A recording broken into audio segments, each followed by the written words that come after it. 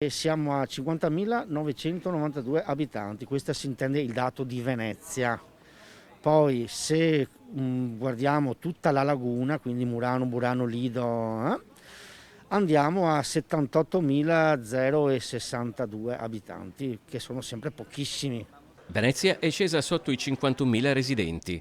Nel marzo 2008, al suo esordio, il conto abitanti della farmacia di Campo San Bortolo, che Matteo Secchi ha dovuto ancora una volta aggiornare al ribasso, ne contava 10.000 in più.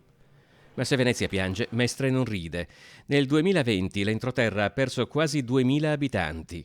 Complessivamente il comune di Venezia ha perso negli ultimi 50 anni 110.000 abitanti, è stato superato da quello di Verona e inizia ad essere tallonato anche da Padova. Ultimamente il mestrino medio non vuole più stare a Mestre e va su comuni come Spinea, Mogliano, Quarto d'Altino, quindi nemmeno il centro di Mestre si salva dall'esodo. Nel corso degli ultimi 15 anni i veneziani le hanno tentate tutte. Si sono travestiti da imbonitori di Venisland, il parco turistico in cui è stata trasformata la città, si sono mascherati da panda come specie in via di estinzione, hanno manifestato sfilando in massa con i carrelli della spesa, hanno persino provocatoriamente celebrato il funerale di Venezia con tanto di bara deposte all'ingresso del comune.